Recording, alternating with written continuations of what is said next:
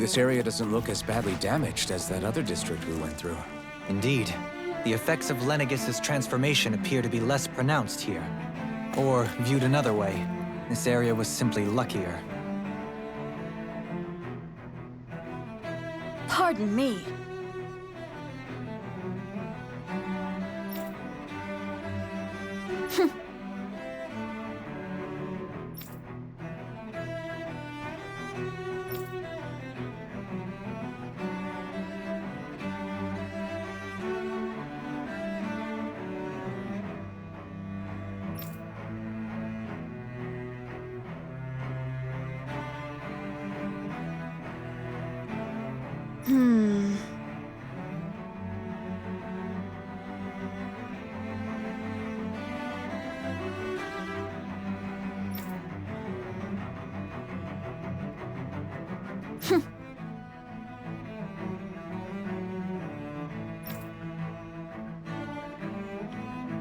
I guess her willingness to stoop to any came from a survival of the fittest worldview. And some people here not only shared her belief, but championed it as morally right, too. That doesn't make it true. Too bad they couldn't see through her. Yeah.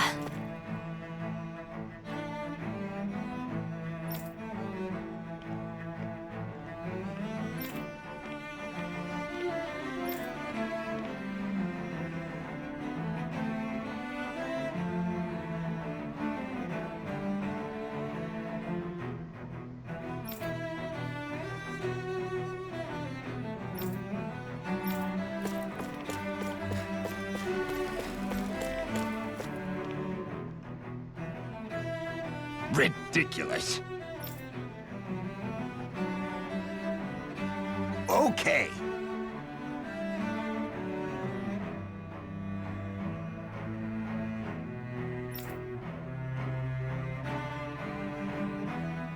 Ah!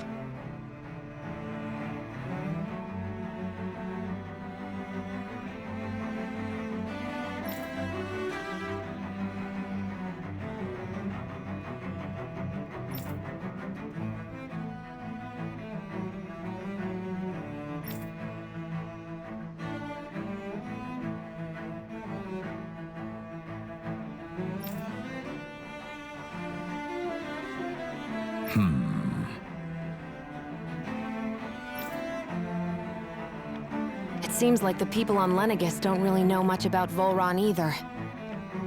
I remember being quite surprised when the Lord of Ganath Haros changed so abruptly. Didn't you have any doubts that something suspicious was going on? On the contrary. Remember, we Renans are raised to accept everything at face value.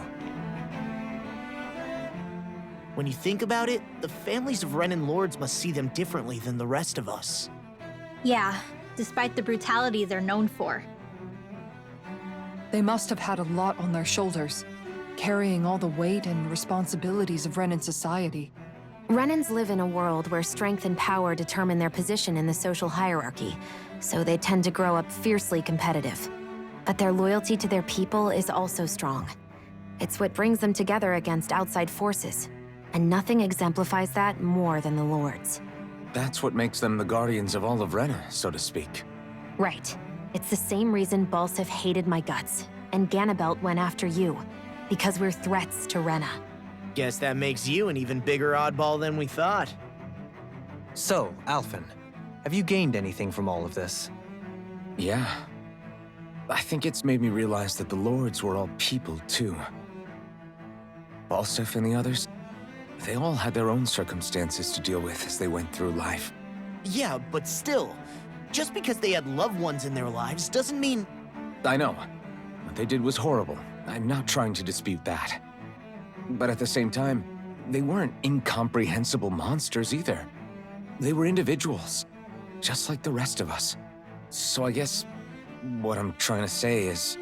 You're saying that they weren't bad because they were Renans, or because they were terrible monsters. Even if they did terrible things, they were still just people. Rinwell. Am I wrong? Not at all. Being a Danan doesn't make you a good person. And being a Renan doesn't make you a bad one. I think that's something we've all seen. Xion and Dohalim definitely make a good case for it. And I'm going to keep doing my best to make sure I earn that trust. As a fellow human being above all else.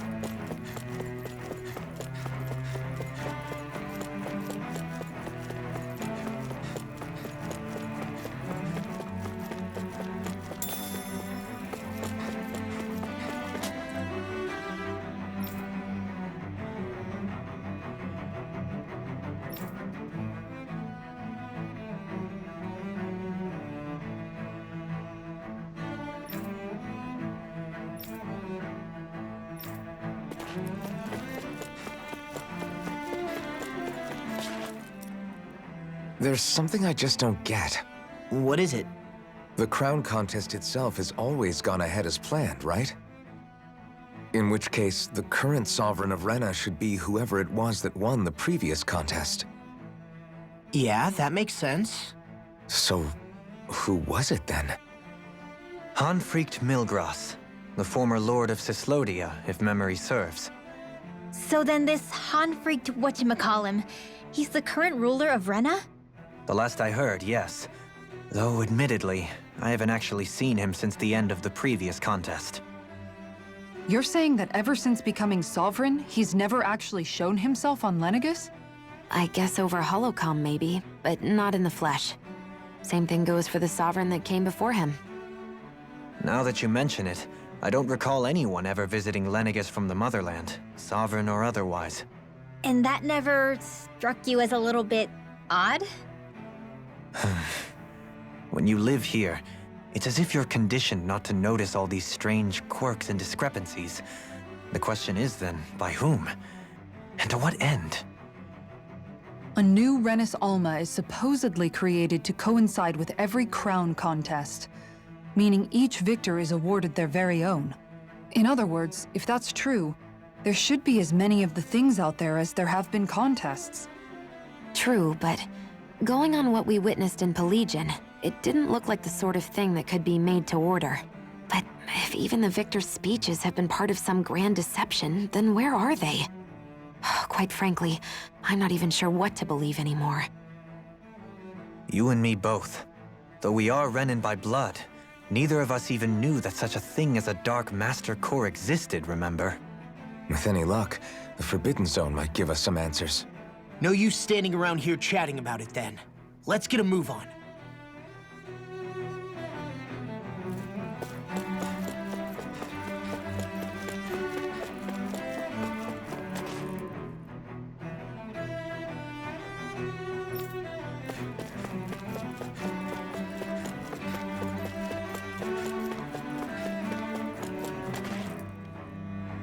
Doe? Faria. Varia? Isn't that the person that Avakir guy was— But why are you here? Wait. Don't tell me you've given up on the crown contest and come crawling back home from Dana already. Nothing to say? Even though you were willing to kill Tarnigan to secure your position as Lord, you still... Kill? I'm here to take care of something. If you wish to continue this conversation, I only ask that you wait until I'm finished. Oh, of course. You always did prefer to take the coward's way out. Even after 7 years and living on that Danon rock, you haven't changed one bit. But let me tell you, I haven't changed either. Not a day's gone by the past 7 years that I haven't hated you. If killing me will bring you peace, then so be it. Dohalim, what the hell are you saying? First, I have business to take care of. If it's vengeance you seek, I will grant you it. But you must wait.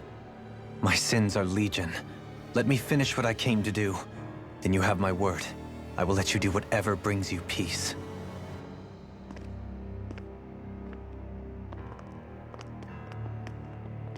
Sure, that's it. Run away like always. You don't even have the courage to die. No wonder you leave it to someone else. You're just a coward!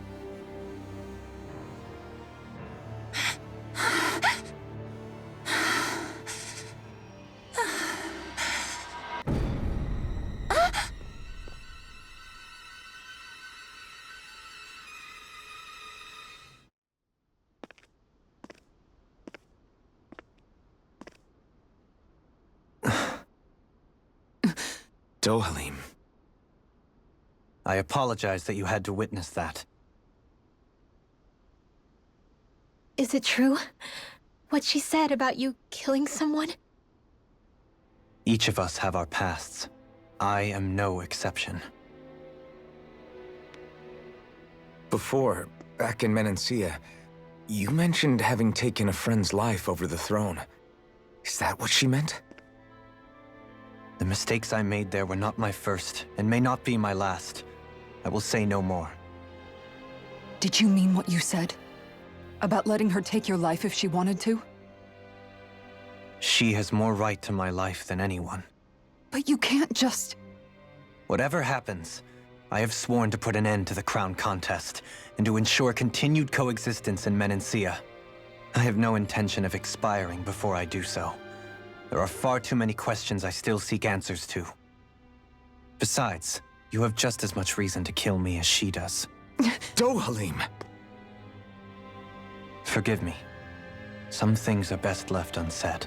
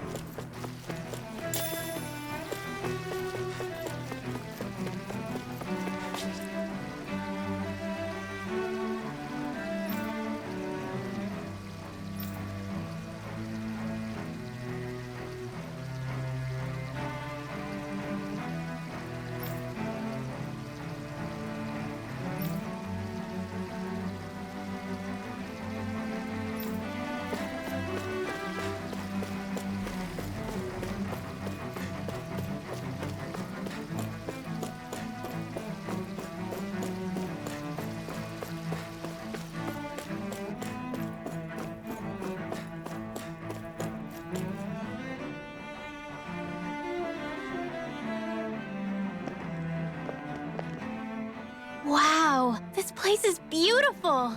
Yeah, it must be some sort of rest and leisure area for the locals. You think? Man, these Renin sure know how to live it up, don't they? Is something the matter, Dohalim? Before I went down to Dana, my friends and I, we used to gather at this very spot and play music together. Avakir, Faria, and Tarnagan. That was a lifetime ago now. Tarnagan. He was the one that Faria mentioned, right? He was once my dearest, closest friend. As well as Faria's betrothed. Despite Faria's lower-class upbringing, she possesses a tremendous talent for music. Entranced by her playing, I helped her overcome her sense of inferiority and introduced her to Tarnagan and Avakir. It was a time of great joy. 4 people bound only by their love of music, with no care for social standing. Only the next song, the next melody.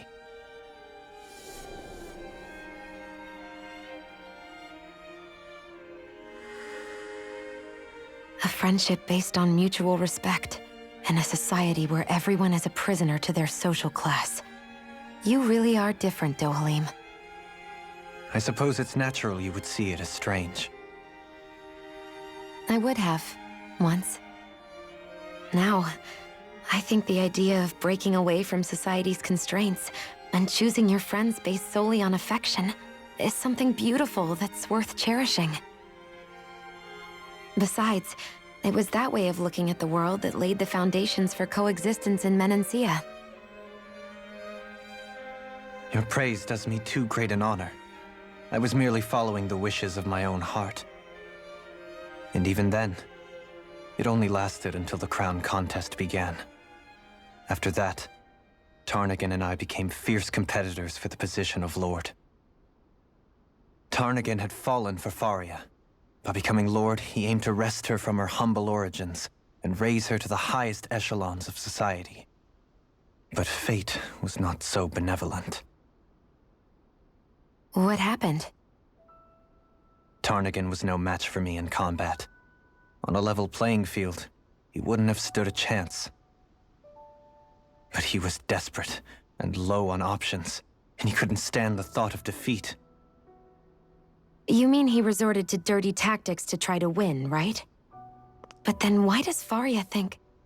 Wait, don't tell me she doesn't know. How could I tell her? Combined with the trauma of losing her beloved, and by her friend's hand, no less, she would have been devastated.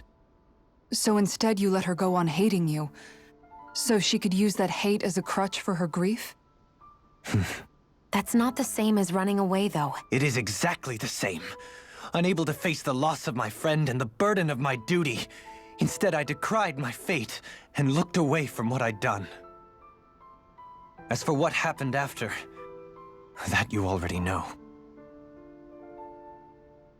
But if you hadn't become Lord, Menancia wouldn't be what it is now. The Danans there would still be suffering under Renan oppression like before. Shion's right. What other lord would have treated me as you did? Anyone else and I would have been dead long ago. You've saved so many people, Dohalim. You saved me. It's thanks to you that I'm here today. So, try not to blame yourself. The burden you've placed on your own shoulders is too much for anyone to bear. Frank as always. But I shall do my best to heed your advice.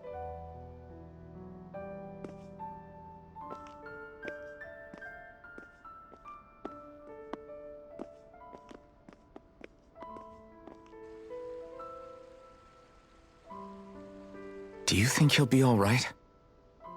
Yeah, I think so. He's got Kisara. It's important to have someone like that. I didn't realize how difficult it is just to be there for someone. Sometimes just knowing someone's on your side can be enough. And he knows, Shion. I promise he does. I hope you're right.